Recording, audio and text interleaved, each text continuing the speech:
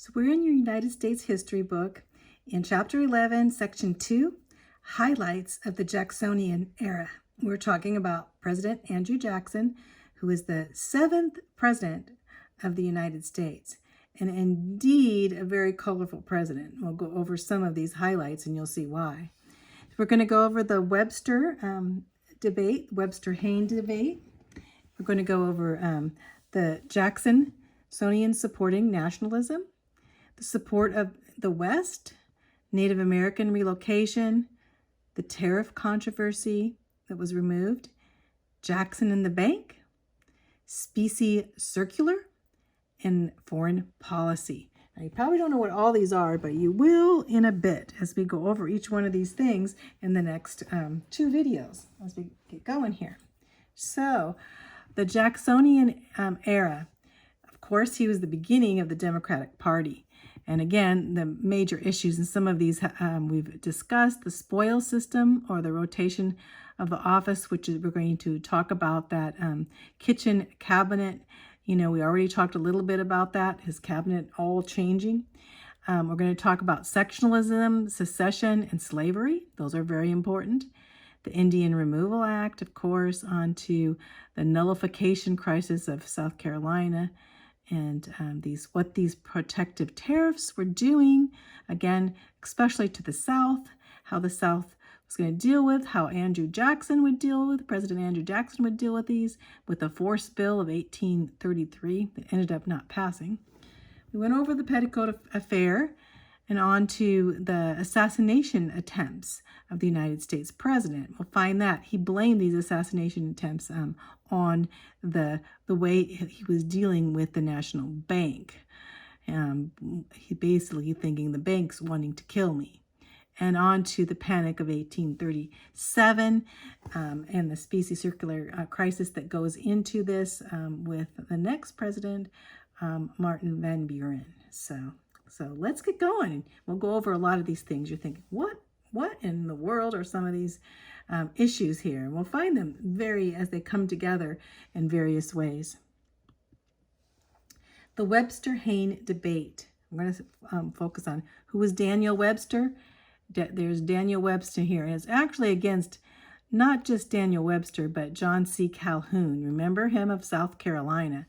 And we'll see, because basically South Carolina was so angry, and especially John C. Calhoun instigating South Carolina to nullify, so not to have the law of paying tariffs or taxes. When I say taxes on tariffs, to nullify and say it's not constitutional and we're not going to pay it. And so in fact, if you go against us, we're just going to withdraw from the Union and we won't be part of the United States anymore. So that was where the big deal lied. Can a state really just withdraw from the Union and say that they're not going to be part of the United States? This would come up later on, we know, especially during the Civil War, huh? So we have John C. Calhoun and Daniel Webster there.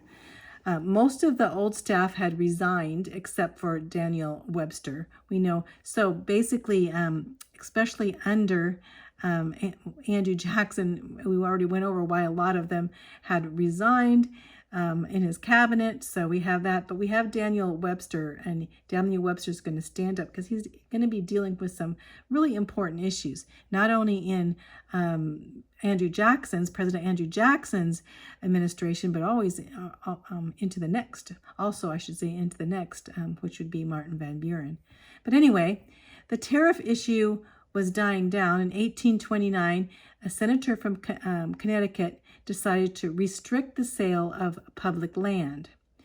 And so the West then regarded it as a scheme of the Northeast to halt the flow from cities to the West. So you can see how the sections are happening of the country.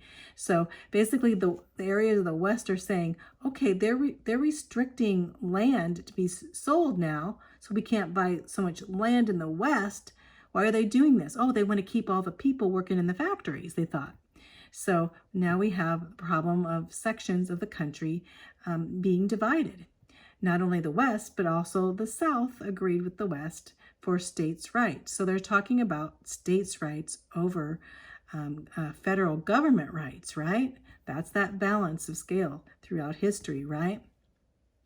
So we're going to go back to the debate when the debate happens. The Webster-Hayne debate is one of the greatest debates in American history. And Daniel Webster, I have to say, is one of the greatest orators, speakers in American history. It happened in January of 1830. The opponents were Robert Hayne of South Carolina, and of course he represented John Calhoun. And then Daniel Webster, of course, he's of Massachusetts.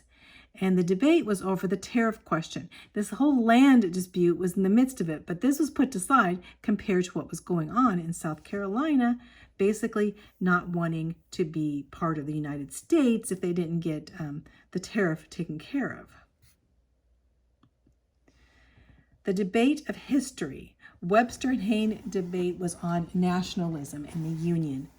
And Daniel Webster stood up for the Union to be united. That was his heart. And then, of course, Haynes said that the states had the right to nullify laws if they didn't think they were constitutional. And if the government went against them, they had the right to withdraw from the Union. This would become an issue, that's for sure. It's an issue on the land, it's going to be an issue with the tariffs, and we're going to go on. It's going to be an issue with the biggest issue of all, which will be slavery. So the debate of history has Robert Hayne of South Carolina, representing Calhoun, right, condemned the growth of federal power. That means the national power, the national patriotic power growing, that federal power. And that states' rights were much more important. And the doctrine of nullification, that's when they said they could just nullify a law that went into, especially to do with tariffs and protest against it by not paying what they're supposed to pay for taxes and tariffs and such. So Daniel Webster, this very articulate senator of Massachusetts, actually gives forth the greatest oration heard in Congress in the whole 19th century. And you could look it up. It's pretty spectacular. He defended the Union against sexualism. Basically, the sexualism being, again, that where sections of the country decide to basically divide from the Union to their own little section of the country. And actually decide that they could succeed from the Union if they wanted to. The Constitution was compact covenant of the American people, not just the states. So what he focused on is says, we're not talking about the states' rights necessarily. We are talking about the American people as a whole. You know, you're focusing on your state, but what about the people? What about the American people? Do they really consider themselves as citizens of the United States of America? He said the Union was perpetual and the Union was not dissolvable. You couldn't just dissolve the Union just because you wanted to get your way, right? And if they would start nullifying and nullification and saying that they wouldn't go by the federal laws, then this would definitely, he said, lead to civil war. And guess what? It would when the issue of slavery came up, right? It would lead to civil war when they decided not to follow the rules and laws and litigation of the United States as a whole. The plea for preservation of the Union was Daniel Webster's, like I said, his greatest speech ever. And some of the things, and you can read what in your book, I kind of just highlighted some of these things. He said, my last feeble lingering glance of the glorious ensign of the Republic, known and honored more than throughout the earth, with his arms and trophies streaming in their original luster, not a stripe polluted or erased, not a star obscured, bearing the motto, liberty first and union after. That sentiment dear to every American heart, liberty and unity, now and forever inseparable. So he was looking at the flag. He said, not a stripe. We're not going to take a stripe off our flag. We're not going to take a star off our flag. We're looking at the glorious design and what God has put forth in our history of the United States of America. There's all of the other countries in the world are looking on us and admiring us for our stance and what we took in independence and our Constitution and how we have trusted in God. In God we trust, for God's grace is shed on us. So I love what Daniel Webster said. Education is useless without the Bible. Daniel Webster focused, even in his speech, on the Lord throughout and what God had done to bring up that patriotic attitude of our divine history, right? So how could we let one state go? So Jackson, what did President Jackson do? He listened to this whole speech of Daniel Webster's plea. And Jackson, being a patriot, and his historical, he would give his life to stand in the War of 1812. He was a patriot. And so he did not support South Carolina's stand, Haynes nor Calhoun's stand. And so the South, they had hoped that Jackson, of course he had a plantation and he owned slaves and such, and they had hoped that Jackson would support the South and would not only support the South, but would fully support South Carolina. But after the Webster-Haynes speech and this whole debate that went on, the President Jackson was totally convinced. Well, what was he convinced of? Well, they had a banquet for Jackson to line up with the states. The South put this banquet together to see and invited President Jackson to speak for the South and the states' rights, to stand, because he did stand for states' rights and the right for nullification. Well, Jackson would stand for states' right, but not for nullification. And basically, he was a nationalist. He was a patriot, right?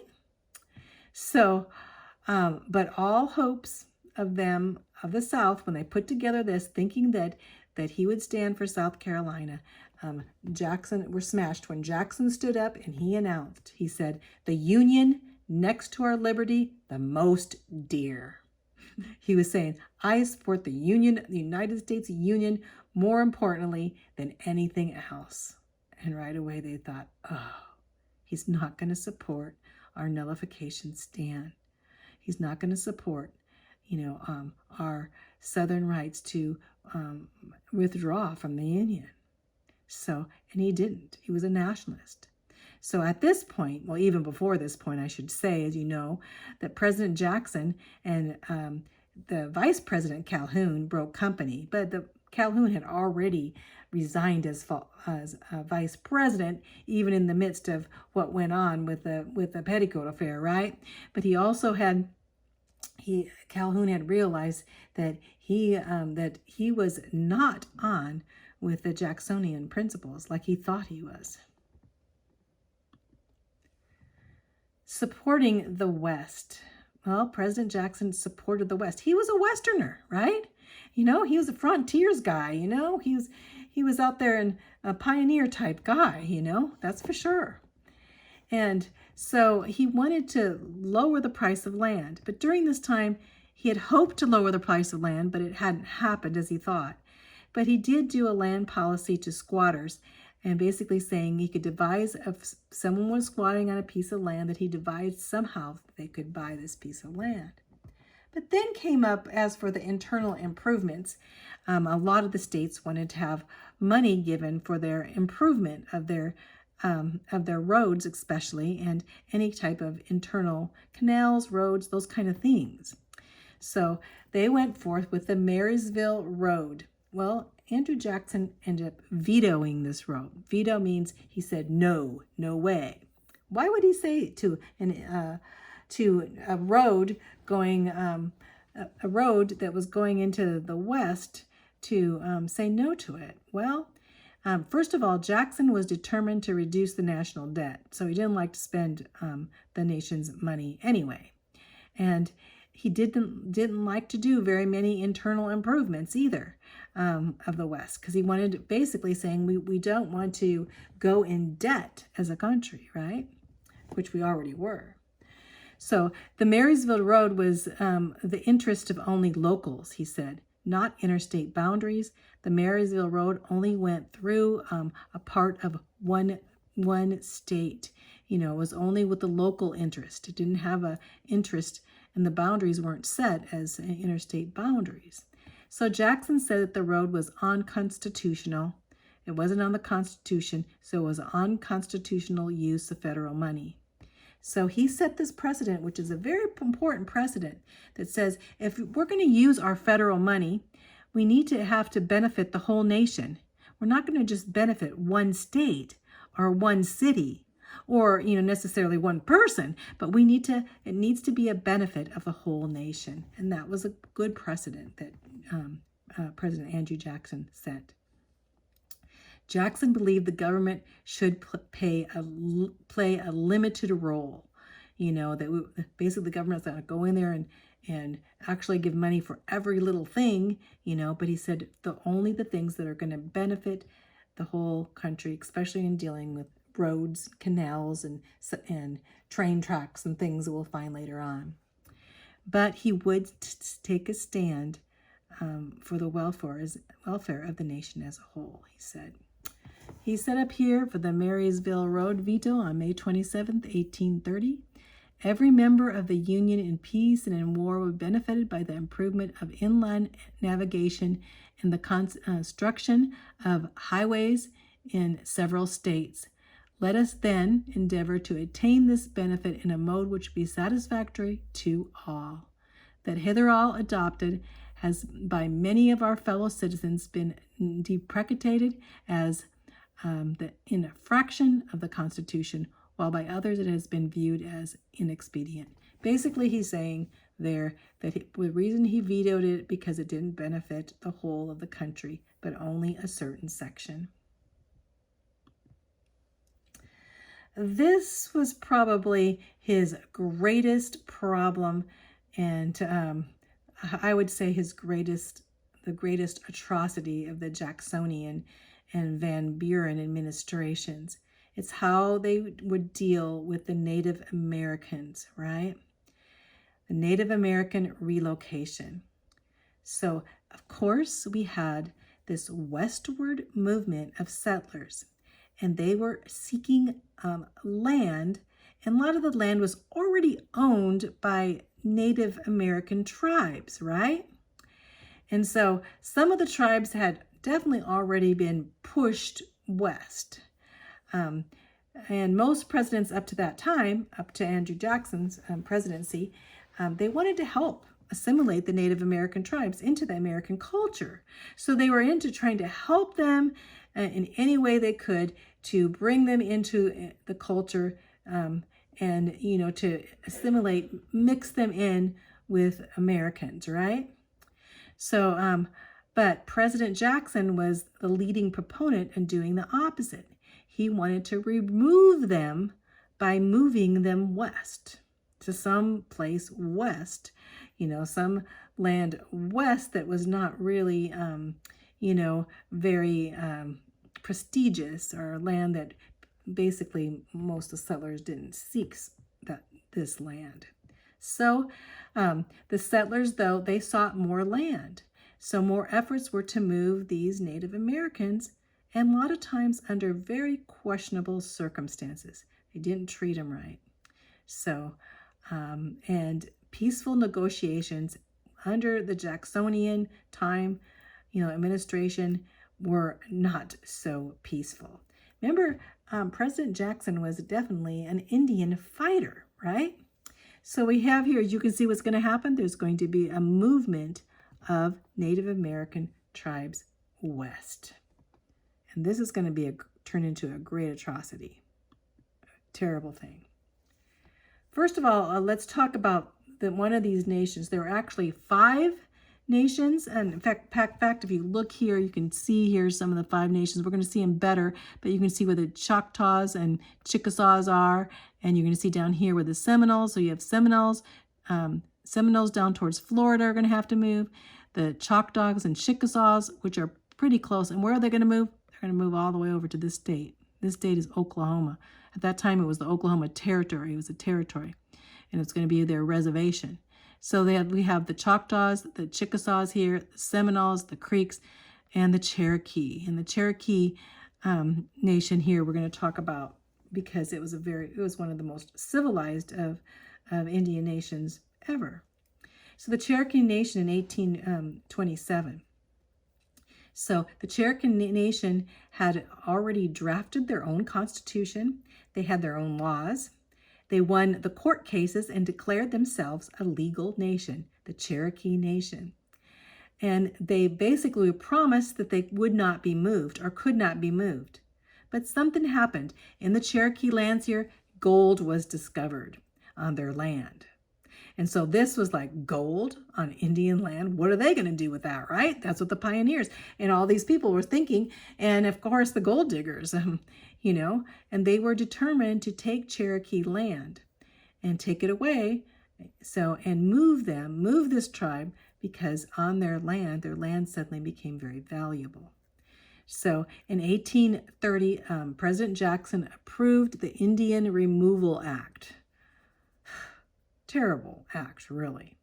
And this gave funding and approval to enact his plan. So the Congress actually, by just one vote, approved of it so that they could move these 5 civilized tribes off their land, move them all together to Oklahoma. Well, in 1832, Jackson did win the election, so we'll find how this is enacted. The Indian Removal Act of 1830 to 1838 took over 8 years' time. In 1835, the treaty was partly signed, and it was a treaty that was called New Ocoita. And I think that's how you pronounce, or Ochoita. And it was against the Cherokee government. The Congress ratified this by only one vote, as I said before, which authorized the removal of Native Americans. Well, the Cherokee tribe resisted this removal. You got to say, it was civilized. They had their own houses, they had their own land, they had their own laws, they had their own, they even had their own Bible, so that they had translated Sequoyah had translated, and they had their own language. They were very civilized. They were Christianized. Most of the Cherokee Nation, they were Christians. And so in 1837, both the Choctaw and the Chickasaw had signed with the United States government instead, but they signed to what? So that they could be, United States citizens. So they said, well, maybe if we become United States citizens, we could stay. Well, it didn't really work that way. Sadly, many of the settlers cheated and stole their land anyway, and the government did little to stop them, and so they ended up being moved, the Choctaw and Chickasaw. And in 1838, the Cherokee would have to be removed by the law. The Cherokee Nation. Of the 5 tribes, only the Choctaw and Chickasaw moved peacefully. The Creek and the Seminole and Cherokee, though, were soon subdued. They tried to protect themselves, but they ended out, they came in, put them in chains, and they would move them. And like I said, they had little, protection against, the military, United States military, in transporting them there. So let's look at this picture here. So we have the blue is the Cherokee. You can see where they had to be moved all the way through here, all the way over to the Indian Territory, Oklahoma, and onto the yellow is the Creek, how they had to be moved 2 different ways all the way over there, you see, and onto the Chickasaw, the purple here, moving on there through the Arkansas Territory. The Seminole, all the way from Florida, they'd put them on boats, in fact, all the way up through the Louisiana, and the Choctaw, the green, coming from Mississippi. See, and they didn't have cars or planes or trains or such things. They had most of them, except for when they went across by boat. They had to walk. Or some of them did have wagons, but most of them had to walk. And you see this here, it says Indian land for sale. They would start selling their land, their precious land that they had lived on. So, the Trail of Tears. They call it now the Trail of Tears because the journey was very difficult all the way to Oklahoma. And they not only had the sorrow for losing everything and leaving their homeland and homes, but they also suffered physically by the military who basically many times, would practically torture some of them. That basically a lot of the military did not have an attitude friendly to the Indians. And they were many times put in chains as they walked along this long journey. There were thousands of deaths, especially when you think of the Cherokee, because out of 15,000 Cherokee, only 5,000 survived. That means 10,000 people died along the road. Cherokee people, the Cherokee Native Americans, died just going to Oklahoma. This was by death, disease, malnutrition, weather, mistreatment. All these things happened and even more. And how they treated the women, how they treated the children. Many died. And then many other Americans, especially in the states of the North, looked down and saying, what is going on here? And so the Trail of Tears later was considered one of Andrew Jackson's greatest problems, greatest atrocities. They said, how could you do this to peaceful Native Americans? And you see the statue here of the Trail of Tears, and you see how they were moved in the midst.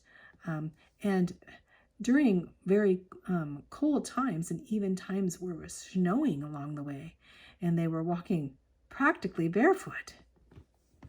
Most of them were. So Henry Clay's followers later that would politically come against Andrew Jackson would use the Trail of Tears against Andrew Jackson, the Jacksonian, and Martin Van Buren, who was in the midst of the process of doing this too. A little bit about Sequoyah. We have the Cherokee writing system.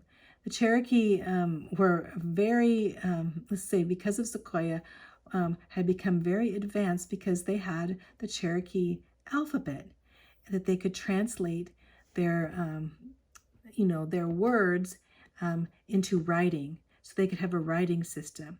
So I wanted to talk a little bit by Sequoyah before I go on to the next video, but Sequoyah, it says, was probably the son of a Virginia fur trader. He was half Indian and half white, but he was reared by his Cherokee mother, and so he was raised in the Cherokee language in Tennessee. He never learned to speak, read, or write English. So, but he was an accomplished silversmith and painter and a warrior. Sequoyah became convinced that the secret of what he considered the white people's superior power was because they had these leaves that they wrote on. Well, they were paper, but he didn't know. But he said it's their written language. He thought, we need that too. We need to be able to communicate by writing down our words.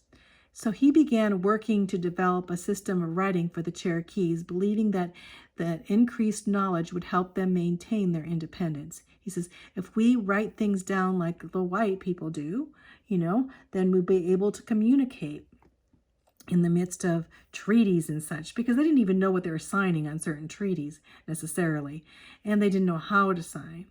So he basically experimented the first pictographs and symbols of the spoken Cherokee language and adapted the letters from the English and the Greek and even Hebrew. Well, what is he translating then? He's going into the Bible, putting the Bible, translating the Bible into from the letters of English, Greek, and Hebrew into Cherokee symbols.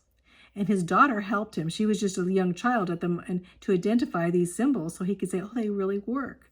So by 1821, he had created 86 symbols. And the simplicity of his system enabled pupils to learn it very rapidly. So he basically started teaching it to the people, and they learned it quickly. The Cherokees throughout the whole nation were then going to teach it, and they started their schools and such that they could teach their language, and they even published books and newspapers in their own Cherokee language. How spectacular, you know? And he even translated the Bible, hymns, and even the Cherokee Constitution, and put them all in the Cherokee language, Sequoia. So a great man indeed.